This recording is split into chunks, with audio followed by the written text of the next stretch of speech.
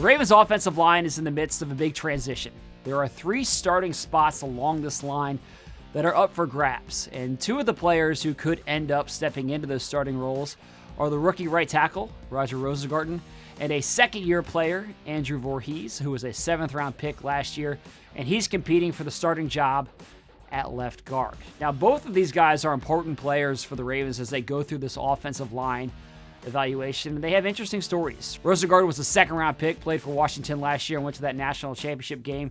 Really athletic guy who could step in there at that right tackle spot. And then Vorhees is somebody who's intriguing. The Ravens drafted him knowing that his rookie season was a redshirt year. He injured his knee at the combine during the pre-draft process, so the Ravens knew when they took him that last season wasn't going to be an opportunity for him to play. But he still had the talent that made them want to draft him last season. So these are 2 young players who could end up stepping into starting roles for the Ravens along this offensive line, blocking for Derrick Henry, blocking for Lamar Jackson, and they talked today after OTAs about the opportunity in front of them.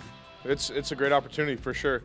I don't try to focus on the end goal too much, but every day, like you said, grinding in and out.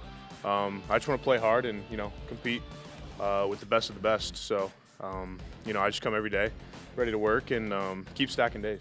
Yeah, I just think to go out to practice every day and just try to be the best football player that I could become, right? And we'll let everything else take care of itself. I know these gentlemen upstairs have quite the job to decide who's going to play at the end of the day. But as an individual, right, it's up to us to become the best football players we can become, and just make their jobs easier, I guess. Now, look, I think this offensive line competition is one that's going to extend certainly into training camp and into the preseason and maybe all the way up to week 1. But both of these guys are talented players, and if you want a full recap of everything that we saw out there at OTAs this week and throughout the last couple of weeks, make sure you check out the Lounge podcast. We do a full deep dive into all of that, and that episode dropped earlier today. That's it for me on Final Drive. Thanks for watching. We'll see all of you again tomorrow.